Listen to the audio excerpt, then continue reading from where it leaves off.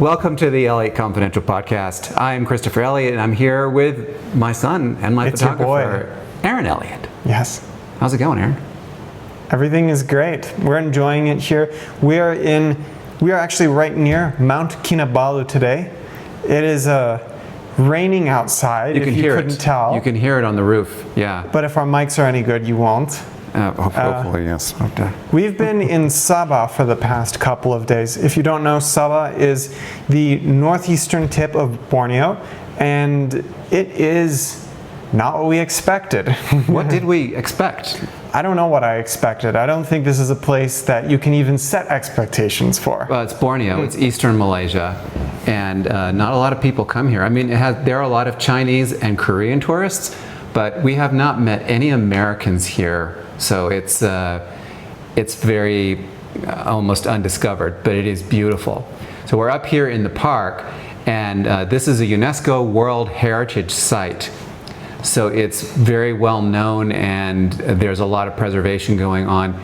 We have had a whirlwind tour here in this part of Malaysia. It's been insane. So we're going to do the lightning round in a minute, but first, this week's question.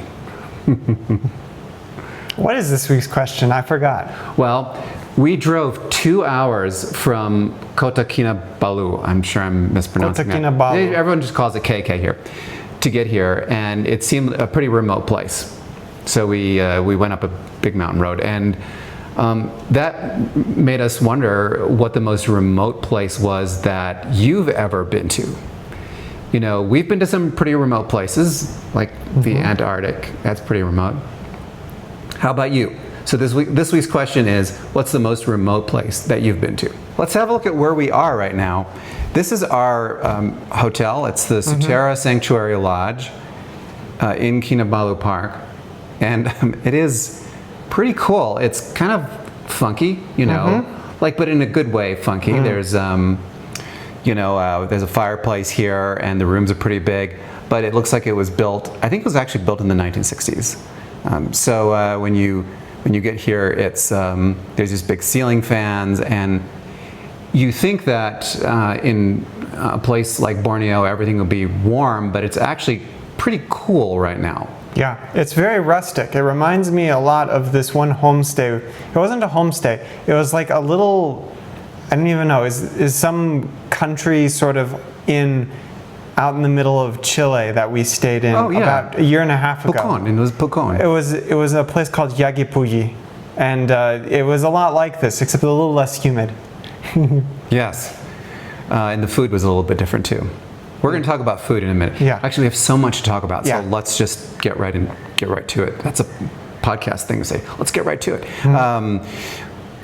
We are, as I said before, we're in Sabah, which is in Borneo. And in the last podcast, we actually talked about some of the interesting linguistic things that they have going on. So they do speak English here, but they also speak Malay, and there are a couple of other indigenous languages. But when I say they speak English, you know, it's not like the English that we're used to and that we're using right now. It's Malaysian English, or Minglish, as they like to say. So we walked through town, there's a mall across the street from our hotel. We walked through, and we saw some really interesting signs that we just had to take pictures of and share with you. Yes. My favorite one, though, happened when we were on a boat tour to see some of the proboscis monkeys. Yeah. And that was, please do not feed the animal. It's like some kid that's really into death metal, wears his hair long. Yeah, right. It's just one animal. They meant to say animals, but sometimes they don't pluralize. So that's the one thing that we've learned about Minglish is pluralization is optional. One of the other things, and we're going to talk about some of the food items that we have been enjoying. It was just some of the unfortunate translations. Here's one in a mall. It's called Four Fingers Crispy Chicken. And the reason that to us that seemed funny was because what happened to the other finger? Did it end Why is it 4 fingers? I guess chickens have 4 fingers. Did it end up in the fryer somehow? I don't know. We'll never find out because we're vegans, but if you ever go to Malaysia, you might want to try Four Fingers chicken to see how it is. The other one that I like was the way that they like to say the word cheap. It's actually not cheap, it's economic. So you have right here a sign for economic rice. Maybe economic rice is that rice futures. Who knows? Yeah. Yeah. Which brings us to Malaysian food. And this is Aaron's area of expertise, since all he does is think about food. Let's show this image here of we went to a grocery store. Aaron, will you explain what this is here? So this is these are potato chips. They're potato chips. They're like yes. chips, but they're they're not. I mean, I don't even know why it says salted egg over each one of these, but okay, you thought that pork rinds were strange. This one says, you know, fish skin. Okay, and salmon skin. Salmon skin. I think everyone, you know, when we ate fish, we would always take the skin off, but now it looks like the skin has been turned into a delicacy that you can eat while you're watching the big game. Yeah, I mean, and you look at the price, 50 ringgit, that's like $10 for like a bag of chips. It must be good. Crazy. Well, no, look, you can see the prices there. The 20 ringgit salted for the egg potato chips are only 20 ringgits. It's 4 ringgits to the US dollar. But the salted egg fish skin is 54 ringgits. It's like $12. Yeah. That's a lot of money. Okay, the main dish here is something called Nasi lemak. nasi lemak, right? Yes. And this is what it looks like here. This is the non-meat version. Yes. Nasi lemak usually has a hard-boiled egg, fried anchovies, and what else? Sambal. Sambal is like it's a chili paste with prawns or shrimp, sort of shrimp paste, basically. This is kind of the healthy version. It's got tofu and then peanuts. And then beyond that, if you just look right the next plate over, that's all steamed. No, that's fried vegetables. But after we had those fried vegetables, we said, okay, let's steam them next time because they're using a lot of palm oil. Yes, palm oil, I didn't know this, but we talked to an expert on sustainability, and he said that palm oil is one of the most sustainable forms of cooking oil because palm tree plant just produces so much oil. But palm oil also is full of saturated fat. It's like eating butter. And it's like when Lots you use of butter. Yes, when you use that much oil, it's like pouring oil into your food. The stir fry, it's delicious, but it's also filled with what is like essentially butter, except it's vegan, but I can't believe it's not butter. Yeah. Dessert is the highlight of any meal in Malaysia, and they have a lot of desserts called kuih. Basically, it's a sweet thing, is what kuih means in Malay, I believe. But if you are Malay and you're watching this, and I got it wrong, I'm sorry. Anyway, this has got coconut on the outside, as you can see, and then kind of this green rice, I think it's rice dough. And then on the inside, it has a surprise. Sometimes it's got a liquid, sometimes it has little pieces of sugar inside it. They're very, very good though, and I ate, as you can see, because I kind of puffed out, I got my chipmunk cheeks, I probably ate too many of those. Yeah. Well, the kuih are great. They have a lot of, I mean, you're telling me, and you told everyone about this, so now it's time for us to talk about this on the podcast. We're not that far from the Philippines. Kuih lenggang is a type of dessert that they have here. Oh, yes. That's rice dough, and inside is coconut, or also sometimes spicy banana. Coconut, and yes, or banana, but it's that green dough. It's coconut and sugar. Wrapped in, it's very, very good. I highly recommend it. Yes. You can't have just one. I just was eating them nonstop. Now, there are certain things that kind of get lost in translation, and when we walked through our favorite mall in KK, we saw this. Yes. This is a nasi lemak with cookies. Made out of cookies, or made with cookies? Instead of rice. So, and this is Famous Amos, a brand that we know in the United States, but something happened to Famous Amos when he came to Malaysia. Something very strange. Very, very strange. Started making nasi lemak with his cookies. Anyway, would you eat this, Aaron? Unfortunately, just because none of it is vegan. I mean, you took away the one part that was almost certainly vegan, the rice, and you replaced it with cookies. But they smell so good.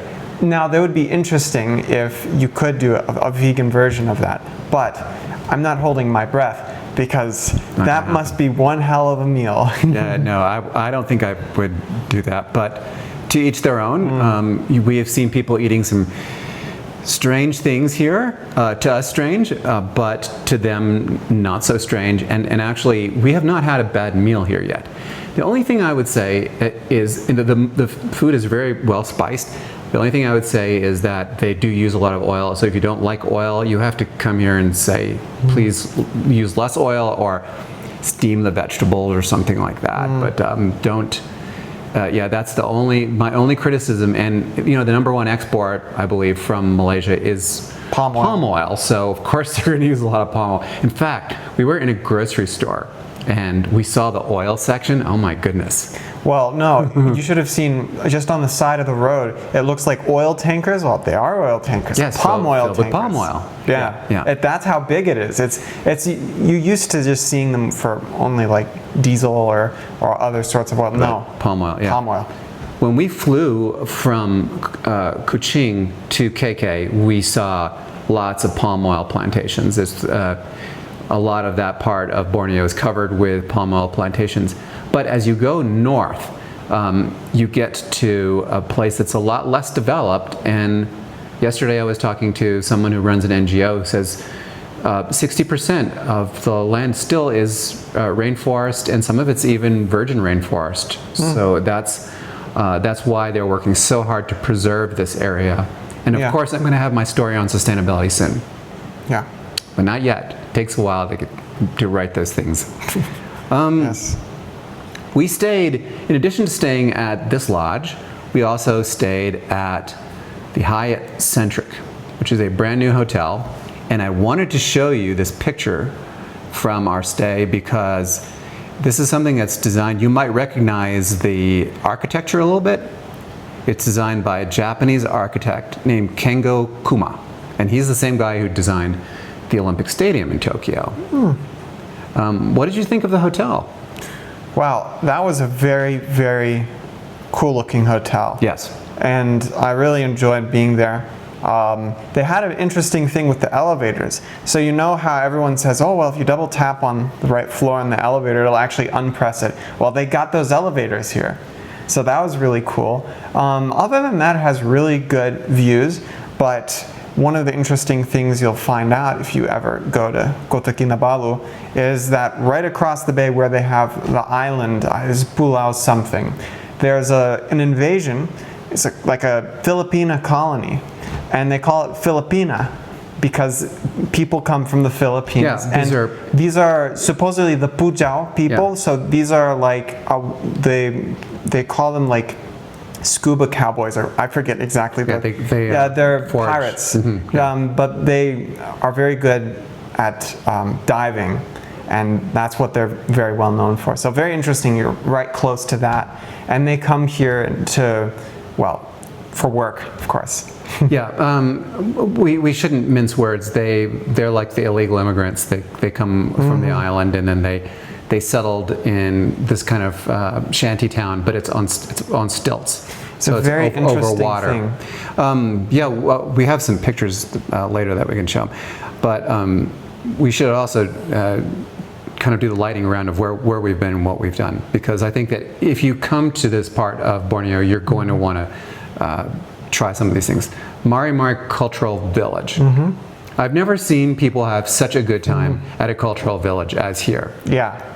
It really is. I mean, the last cultural village in the last podcast, they were having a good time. They were having a good time. But still, I think that the people were taking themselves very seriously. This took it to a different level. This was like going to a state fair, where you go and they have food and drink for people to try. Yes, and clowns. They even have a trampoline.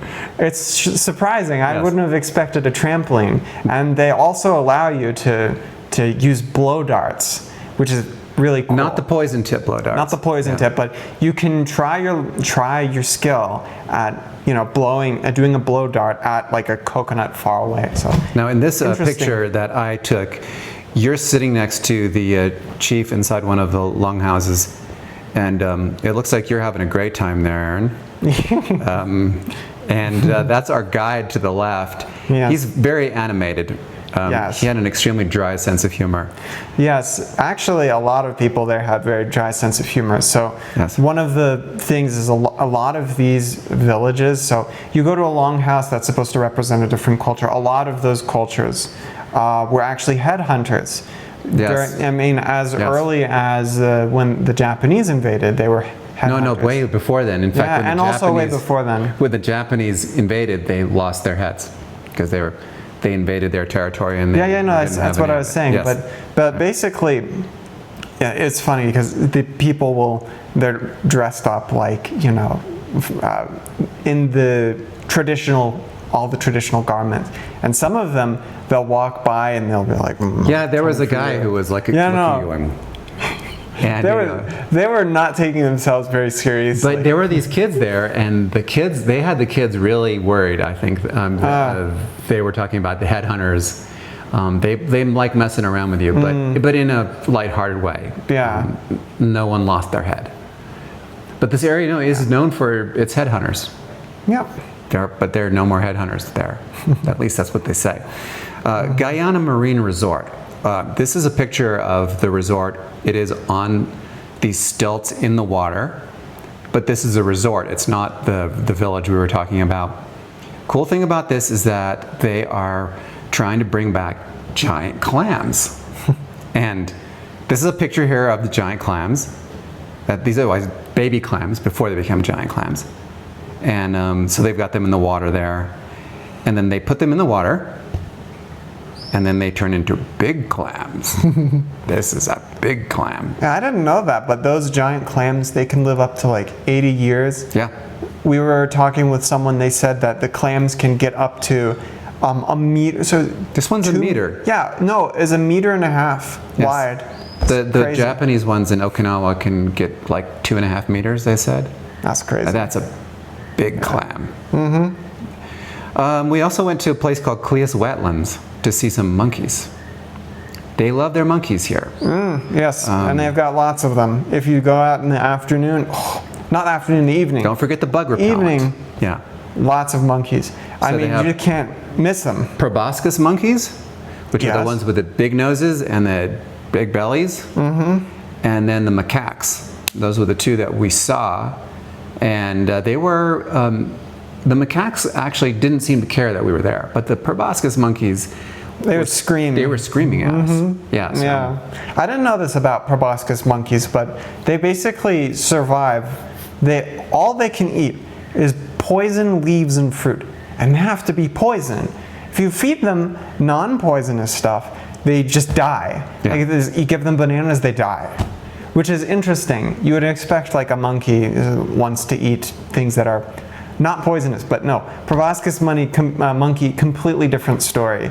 And the other monkeys, they'll be fine. Yeah, but the proboscis, they'll be fine. Yeah, no, they'll be fine if you give them like bananas. Here's you in action. This is your on assignment National Geographic moment. Yeah, you're taking pictures of the monkeys, and look, they even got a picture of me here.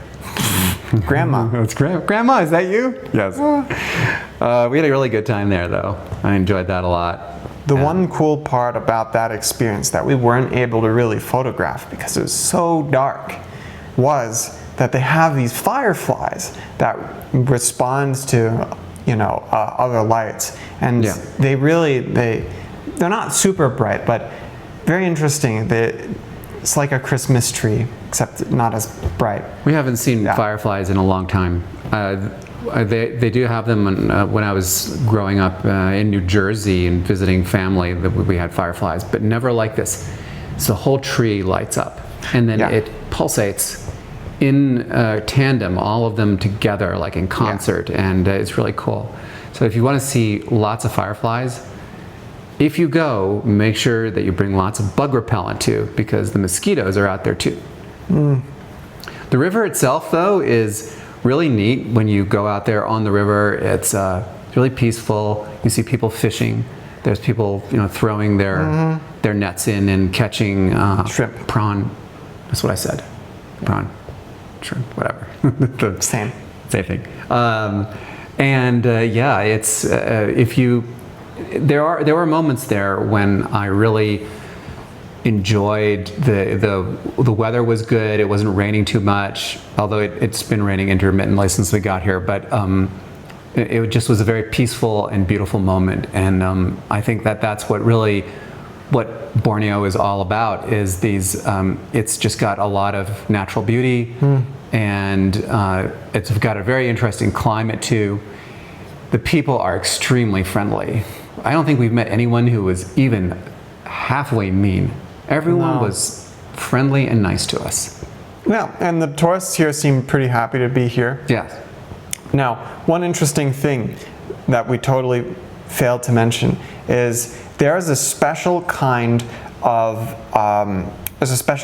bird here. And this goes into our strange signs and strange foods thing. Oh, There's a special right. kind of, what is It's a swallow. It's a swallow. It's a kind of swallow. And the swallow has a very special spit that they use in order to create a nest. So it doesn't create a nest out of other plants or things. It actually creates it out of its own spit. And these swallows, their nests are they're highly prized for Chinese market. And because of that, people want to buy these swallow nests. And so when you're going around the river, which we did yesterday, to see proboscis monkeys, etc., there are people playing special sounds to attract the swallows, so they build their nests there. And then they take the nests and they'll actually sell them, and sometimes they'll put it into a powder so people can drink the nest. It's a drinkable nest. So I got a picture of this. I couldn't believe it. It said drinkable bird's nest. Like, what the hell is this? Yeah, right. But it's a real thing, and here you can actually buy drinkable bird's nest. But it's a swallow's nest, and it's technically just swallow's spit. I don't really know about the health benefits, to be honest, but it's interesting. Nothing is proven, but there's a lot of demand for it. So yeah. I mean, I don't know. Maybe these nests do have health benefits. I have no idea. Yeah. In our last podcast, we asked the question, have you stopped visiting a place because of a change they've made? And you had a lot of responses. Catherine writes, I've stopped visiting the United States. Okay, fair enough. I don't blame you. I think that a lot of people are avoiding the U.S., especially after what has happened in the last week with some of the people being detained at the border. Hopefully things will get better. Hopefully. Susan says, our wedding trip was to Carmel in California, and we made many trips there almost annually for 35 years. But now, even in January or February midweek, even the most unassuming hotels are ridiculously expensive. We have stopped going. Carmel, California. We've been there. Yeah. Beautiful place, but you're right, very expensive. Yeah, I didn't think that Carmel was like that great, but I guess, with higher prices now, it's like kind of a hard thing to sell. Well, thanks so much for watching the LA Confidential podcast. We will be back next week. We will still be in Malaysia, but a different part, and I can't wait to share that with you. We'll see you next week. See you. Ciao.